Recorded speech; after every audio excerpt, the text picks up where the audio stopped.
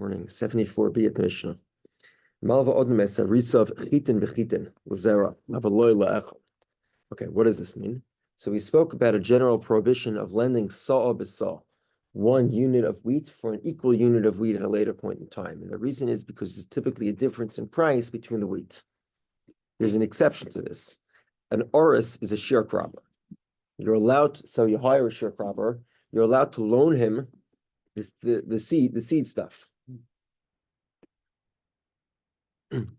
But only to plant it, not to eat it. And we'll have to explain that sort of what's going on here is that it's not really a loan. It's much more of a, so every time you engage a sharecropper, there's sort of a relationship, right? And depending on what you've agreed to, the profits are shared accordingly. So over here, it's not really a loan. You're basically saying that this time my portion of the sharecropping will be more because I'm giving the seeds. So therefore, sa'a would be permitted. Avaloy lechol, but not to eat, because then that's straight loan. You're not giving him to plant, you're giving him to eat. That's the loan of sa'a, and that's prohibited. Now, the reason why the Mishnah needed to say this, because Shahayar Rav Gamliel malves harisa chitin bechitin l'zera b'yaikar v'huzlu ibezol v'hokru notam hem kishar hazol. Rav Gamliel would loan his sharecroppers seeds, and if the price went down, then they would always pay the lower price, either the price at the time of the loan or the price at the time that they were paying. So not because that's the halacha, because Rav Gamliel was machmer, he was stringent. But in truth, the halacha actually is not like Rav Gamliel. You are allowed to issue a loan of seeds if he's going to plant it, and the fellow is a sharecropper. Basically, what we say is we consider it as a different type of relationship. So in other words, you're entitled to the sharecropper typically gets 33%, except over here because he's not bringing the seeds with him, so he gets a little bit less than 33%.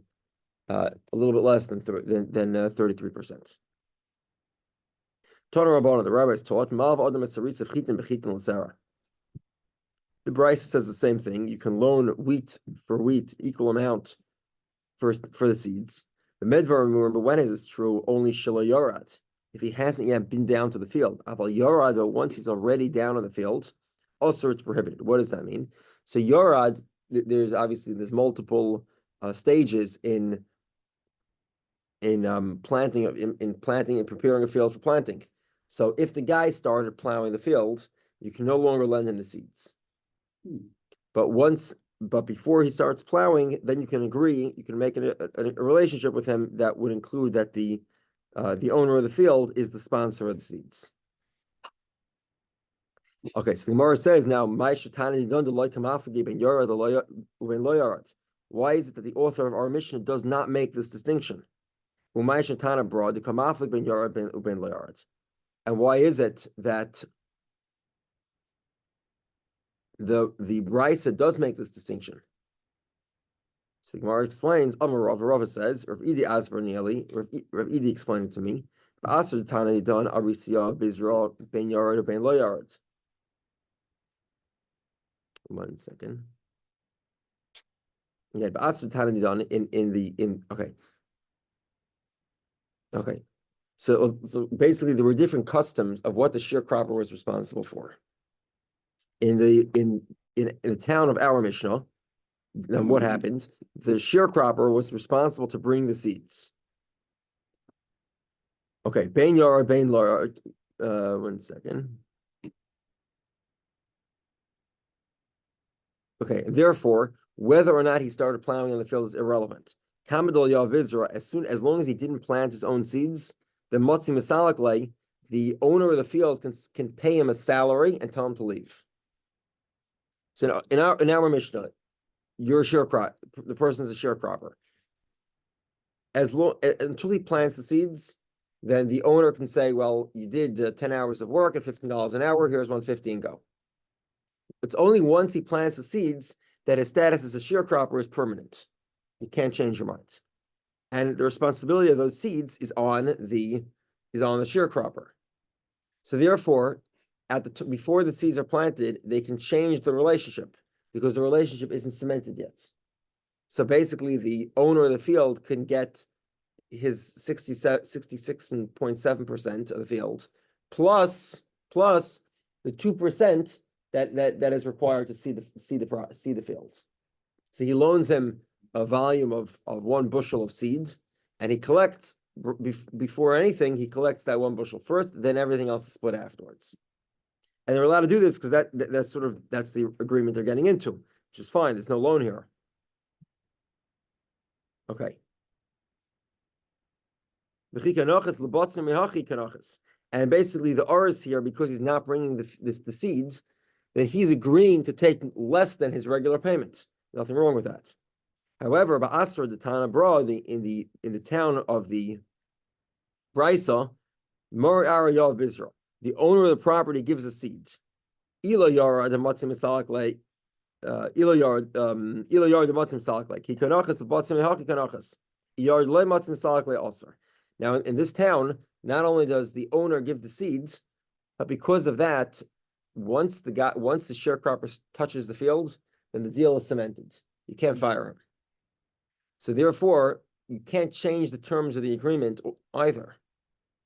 So if it's before he's gone down to the field, before he's touched it, before he's plowed it, so then you can agree to change the dynamic of the sharecropper.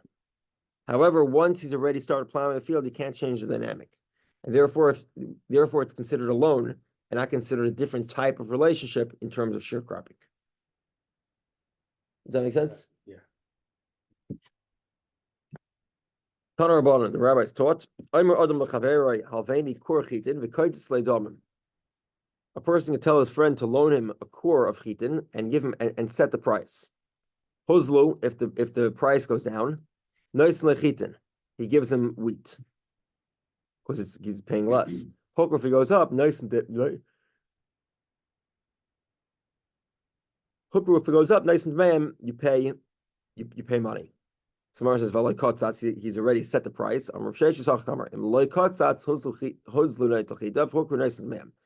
Basically, let's say a guy loaned a sabasal. He loaned a core of wheat. And he did not make any special arrangements. Here's the rule. If at the time that's due, he's owed the lesser of the value of a core the value of a core of wheat, or 1 core of wheat. So if the price goes up, then you pay him the value of a core of wheat at the time of the loan. If the core of wheat goes down, you can give him a core of wheat. Says the Mishnah,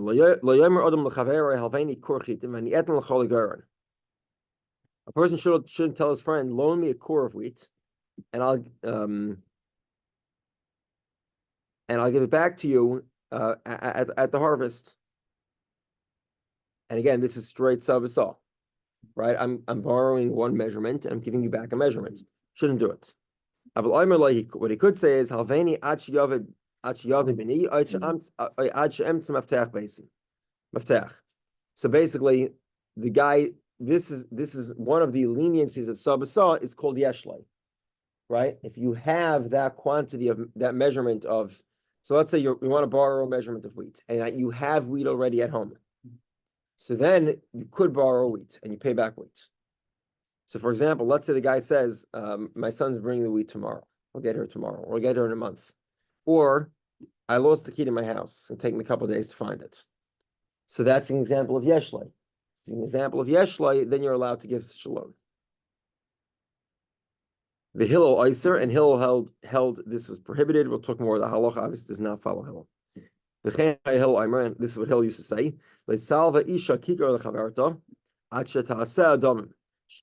A woman should not loan a loaf of bread to her friend, because maybe the price of bread will go up and her friend will pay her back bread, and it'll turn out it's coming to ribbis, because her friend is giving her more value than she borrowed. Rav Huna says, Yeshlei, saw, lova saw. So Rav Huna sort of encapsulates the idea of our Mishnah, Yeshlei. That's the key concept. Meaning if you have a measurement of the unit that you're buying, you have some grain and you're borrowing grain, then you're allowed to borrow a saw for a saw, one measurement for one measurement. If you have two sasayim of grain, you have two measurements of grain, then you're allowed to borrow two measurements. So I believe somebody asked this question on Shabbos. I don't remember who it was. It was about whether or not you have to, how much you are required to maintain. Correct. In Oh, reserve very to good. cover your bets, so to speak. There we go. Very good. Very good. Okay. Excellent.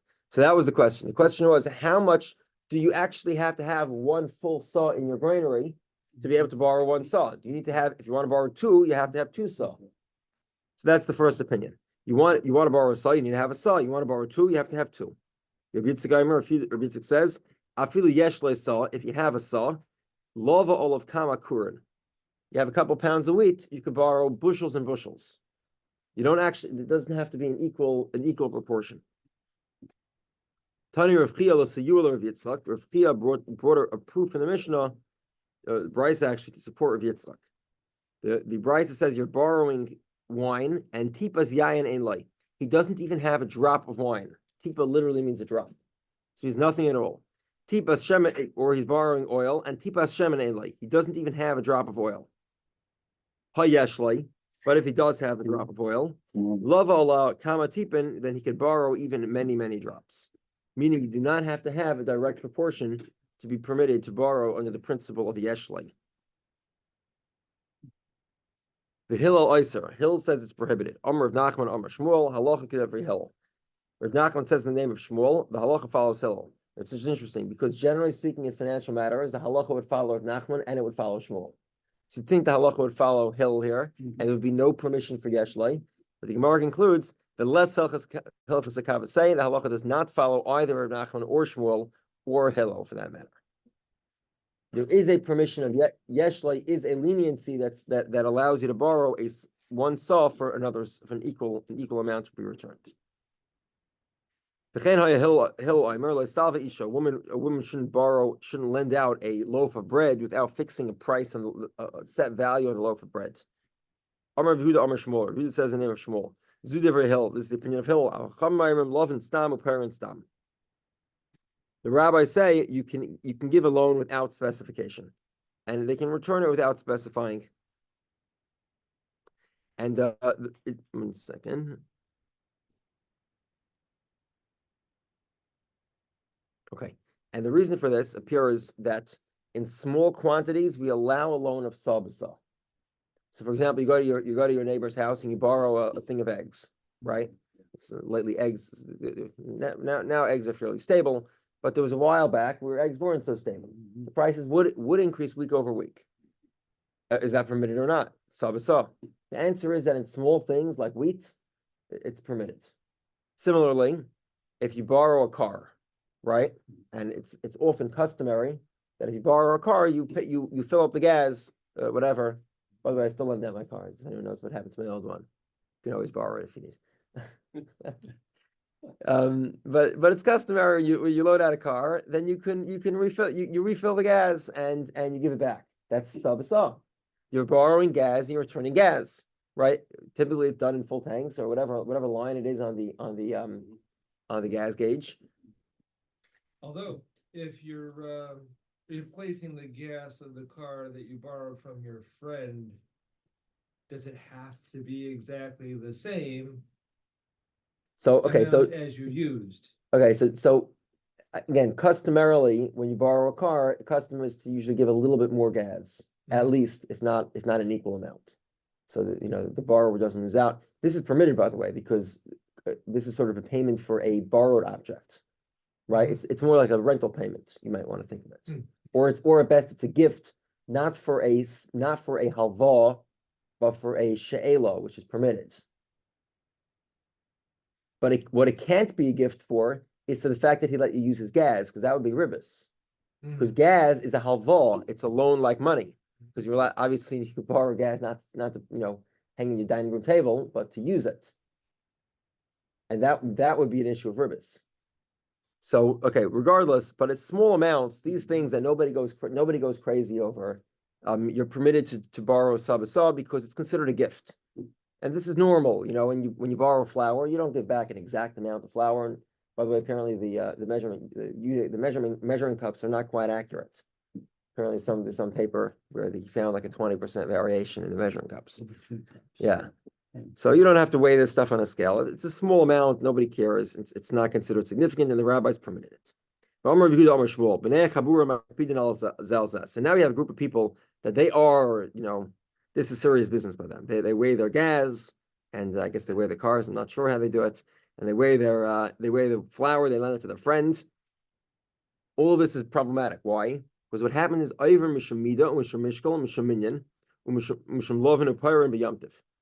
they violate many laws here.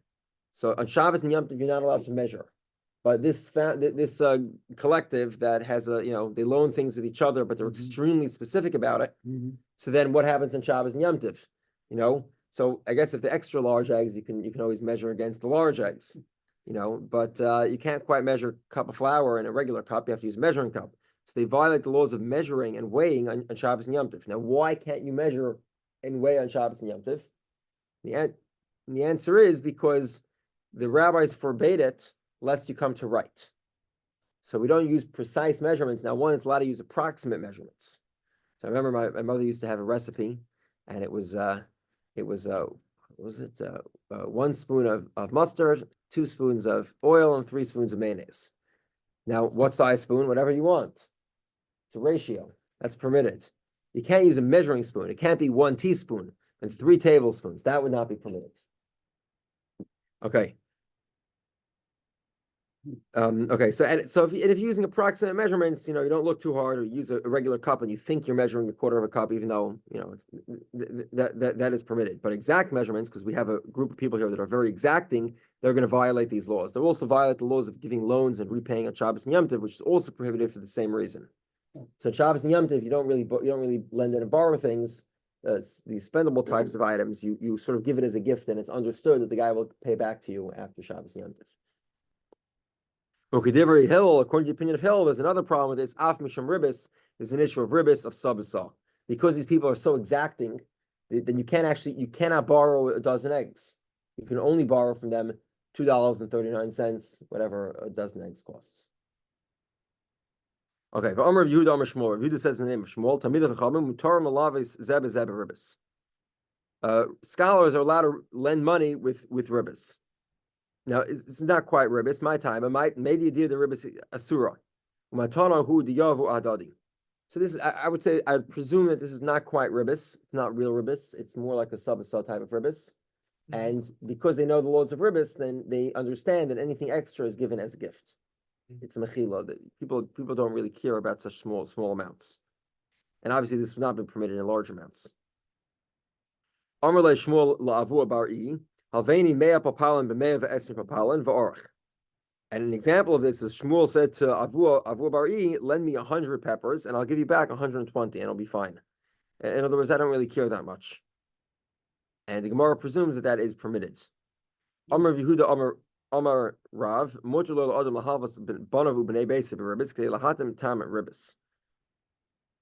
a person is allowed to loan money to his children with ribis. There are 2 reasons he might want to be doing this. The way Rashi explains this is that he's trying to teach his kids a lesson, basically. If you borrow money with interest, it keeps them getting bigger and bigger and bigger. So he wants to teach his kids how dangerous it is to loan money with ribis. So he does that. He gives them a ribis loan. And then they have to keep paying him interest and more interest and more interest. So they'll learn to be very careful not to take loans with interest. It's a pretty good lesson. Okay. However, the conclusion of the Gemara is v'lav milsahi. Ultimately speaking, this is not permitted. Because there is a risk factor here, which is that they actually might decide that this is quite a lucrative profession, and then they might go into it. And like we pointed out, Jews and money lending go back a very, very long time. Mostly having to do with the fact that Jews were banned from all professions, and this is the only profession. It's not quite a profession, but it's the only thing they were allowed to do to earn money. Okay, says the Mishnah. So now we get to borrowing favors. Now you think of this. This is like a halva, not like a she'ela, right? She'ela is where you borrow something and return it as is, right? You borrow a knife from me, you give me back the knife. There's no perceptible difference. Halva is where you loan spendable items. like lending money, or like lending flour or gasoline or something like that.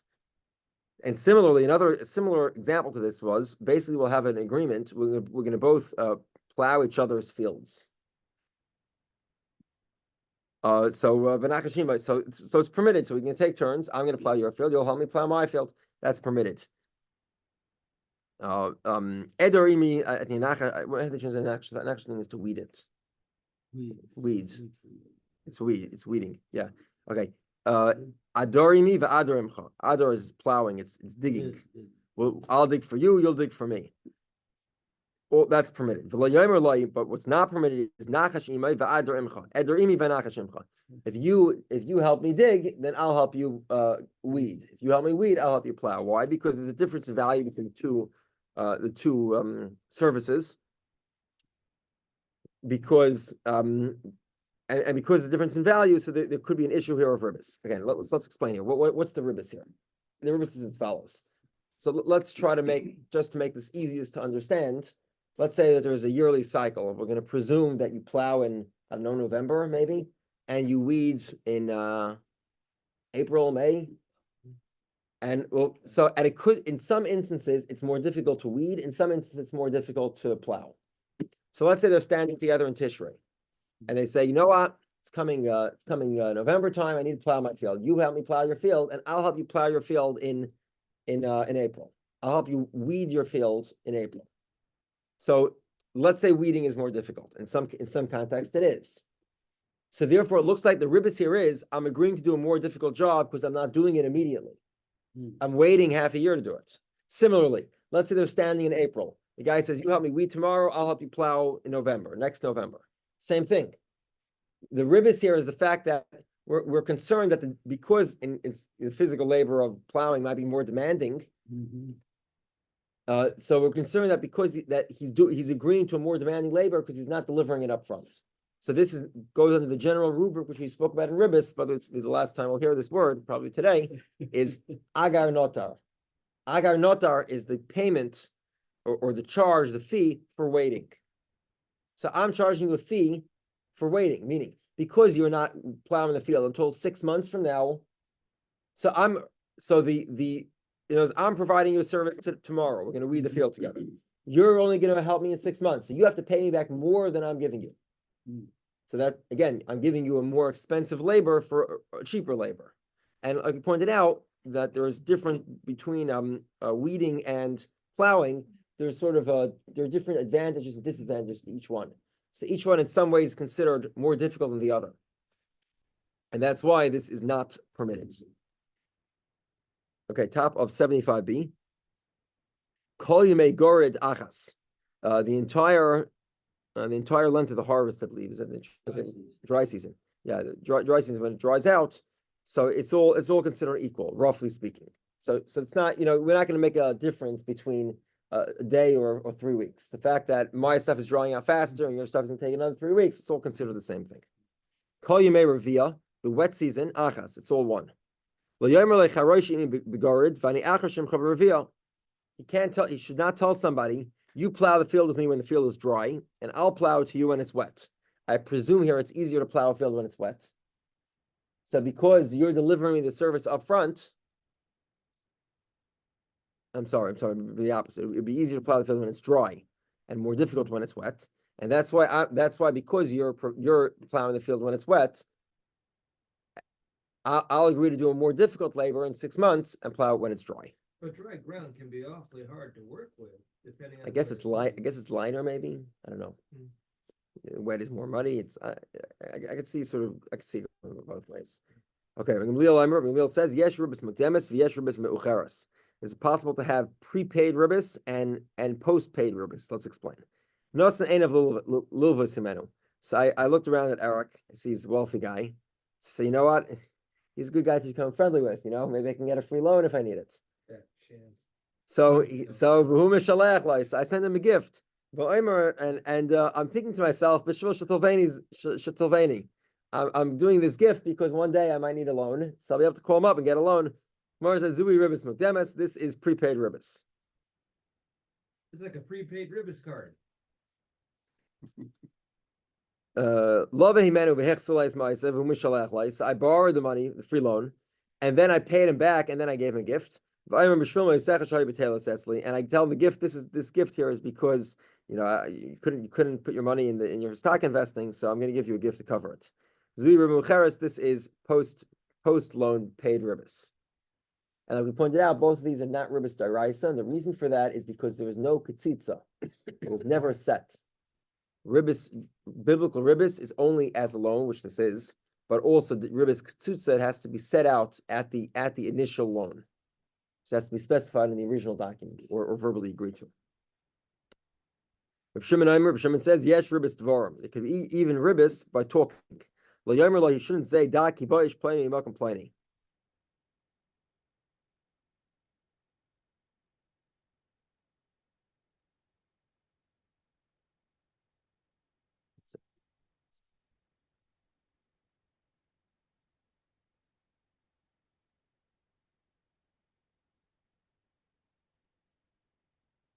So for example, this is he's sort of trading him this is insider trading. So you give me a loan, I give you insider information. That would also be an example of ribis. So, someone's coming from a distant town.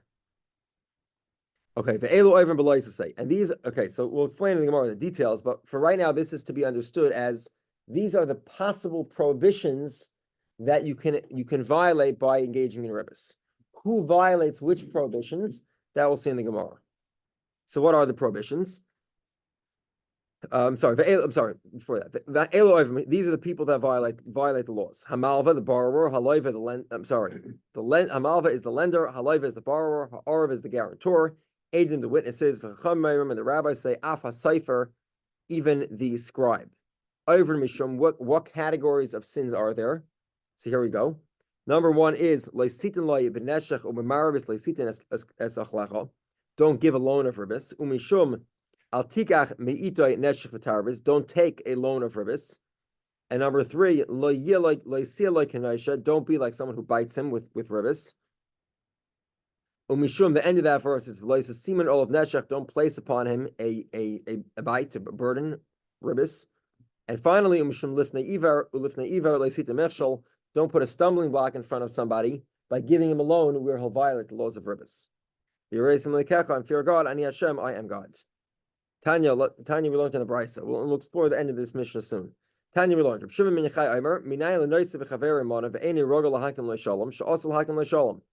If there's a guy who usually greets his friend, he usually does not greet his friend, and now that he borrowed money from him, he gives him a greeting, that is prohibited.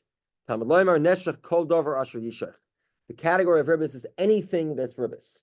Even something like a greeting to somebody who you usually normally do not greet. I feel deeper also, even that is prohibited. And this is practical as well. If somebody gives you a loan, you engage him normally. You can't give him a profuse thank you, that which you wouldn't normally do for anyone who does you a favor. Nothing more than sort of the basic, basic complimentary thank you. You're not allowed to buy him a gift for giving you a free loan, obviously, right? Okay, the elu oivrim, and these are examples of the people. These are examples of the prohibitions that could be violated. So Amar Abaye now breaks it down for us. Malva, the lender, he violates the following prohibitions. Over bekulan in every single one of these laws. Loiva, the borrower, over mishum le'sashich le'achicha u'le'achicha le'sashich. He violates the law of taking a loan of ribis. This is one of the key features that distinguishes ribis from gezel, from stealing. Gezel, if the victim agrees, obviously it's not stealing. Gezel fundamentally is where the victim doesn't agree. And even though the Talmud calls ribis a type of gezel, it's similar to stealing, but one of the major differences here is that the victim violates the law. The victim of ribis is also violating the laws of ribis. The borrower is also culpable, and he cannot forgive it. It's not up to him. So two prohibitions, and also he's putting a stumbling block in front of the borrower, who violates even more prohibitions than the lender. Okay, the guarantor and the witnesses, they violate the law of don't place upon him neshech, ribis, interest, meaning any participation in creating a loan that involves ribis is prohibited. Okay. Tanya, we learned in the Brisa. Reb Shimon says, okay, so we're at a little more than halfway down the page. First word in the line is ribis. Malve ribis, those that loan with interest, yoser mimash marvichen mafsidin, more than the 10% that they get interest in their loan, they lose out. Like Talmud previously pointed out, they lose. People who lend money with ribis lose all their money. V'loyed, and moreover, and this is a they call this Talmudic. I don't know, maybe someone help me out with the English term here. This is they call this in Talmudical terminology. They call this lashon saginar. A saginar is somebody who's full of light, and it's a reference to a blind person. So the Talmudical reference here is not to be understood as what it says, but it's the opposite of what it says. Okay? V'loyed, anyone who loans ribis, the opposite of what it says here. They consider Moshe Rabbeinu wise and his Torah to be true. It's the opposite of that. So somebody who loans of ribis does the opposite of what we just said. Why do they consider Moshe Rabbeinu wise and his Torah true? Because they say to themselves, had Moshe Rabbeinu understood that the way to make money is by lending out ribis, he would never have forbade the Jews to lend money in ribis. So clearly here you see that the implication here is the opposite of Moshe Rabbeinu being wise and his Torah being true. Amar, when Rav Dimi came along, he explained, so Rav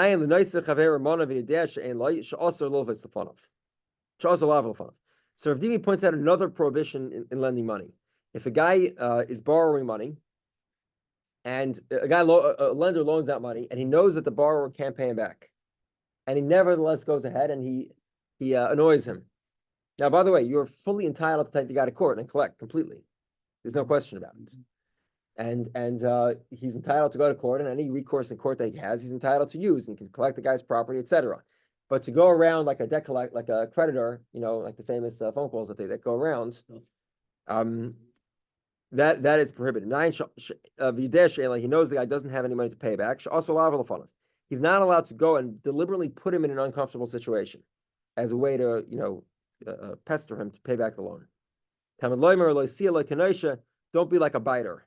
So it doesn't just refer to ribis, but it refers to any creditor who's biting the debtor in a way that's illegitimate. Again, legitimate recourse is fine. Take it to court, and you can engage in any practice that is legally sanctioned to get him to pay you back and potentially confiscate his assets. Not only that, by the way, you can confiscate the shirt on the guy's back, quite literally. So you can go walk over to him and undress him, and then walk to court and collect your shirt. But what you cannot do is you cannot just deliberately walk in front of him to embarrass him for no good reason.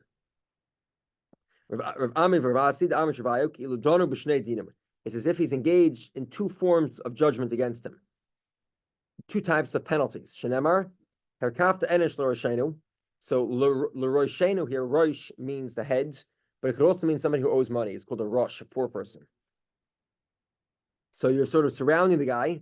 Banu be'eshu b'mayim. You're going out against him with fire and water. So it's like you're judging the guy with two judgments. The person who borrowed and can't repay, and you're annoying him. You're judging him with fire and water.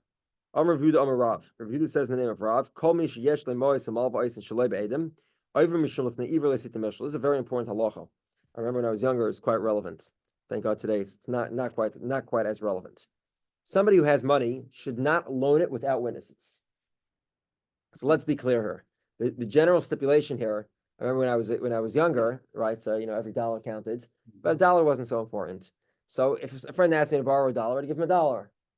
And we'd forget sometimes, that was normal. And at the end of the year, people would often ask each other to forgive them from small loans. However, if somebody wanted to borrow $50 from me, I wouldn't lend them the money unless there was somebody else present because of this Gemara. You should not, and obviously now it's not 50 for me. Thank God I have a little bit more money than that. But if somebody's lending a substantial amount of money, whatever that is for you, such the type that let's say the guy forgot to pay, would you be seriously upset at him? We just had one of the trips I took. So something happened on the trip, and it ended up that one of the people should have paid, he caused us all, in snowmobiling, he caused us all to have a significant financial payment, additional financial payment we wouldn't have had otherwise because of his actions. It's $500 per person additional on top of what we were paying. And listen, whatever, we didn't say anything, we bit our tongues, and we tried to hint at him that he should cover the whole thing.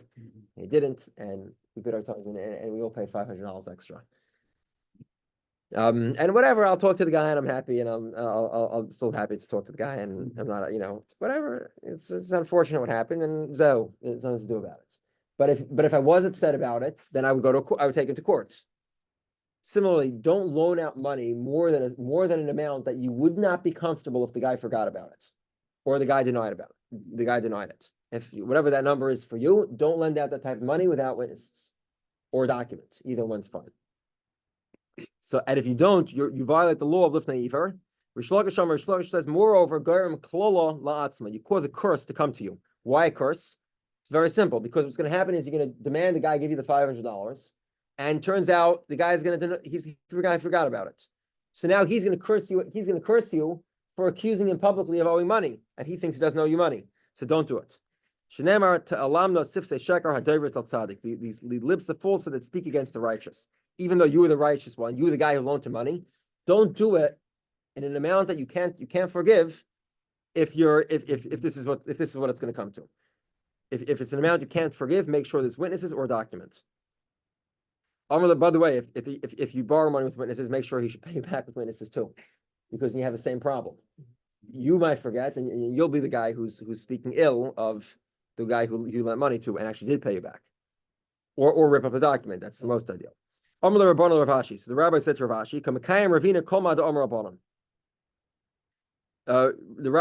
Ravina fulfills all that the rabbis say.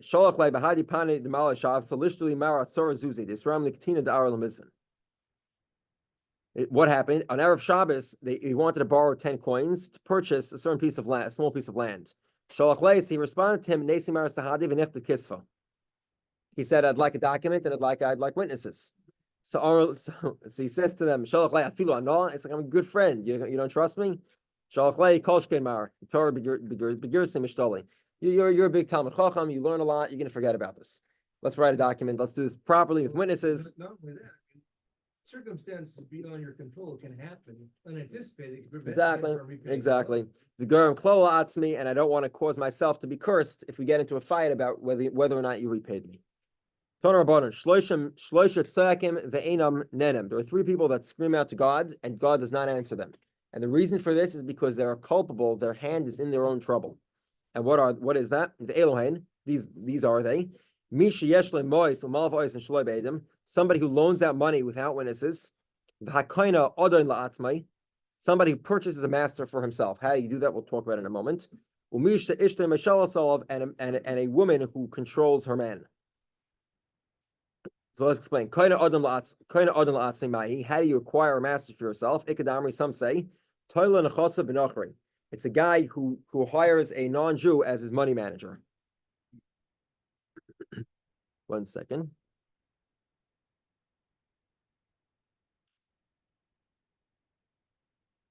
I'm sorry. It's a person who claims that his money belongs to a non-Jew. And what happens is the non-Jew might overhear the conversation, and he might actually come and try to collect the money. The guy wasn't serious when he said this. Okay, some say some say it's a guy who gives away all of his assets to his kids while he's still alive. And some say a guy is having misfortune in one town and doesn't move to a different town. And that concludes 5th difficult parak.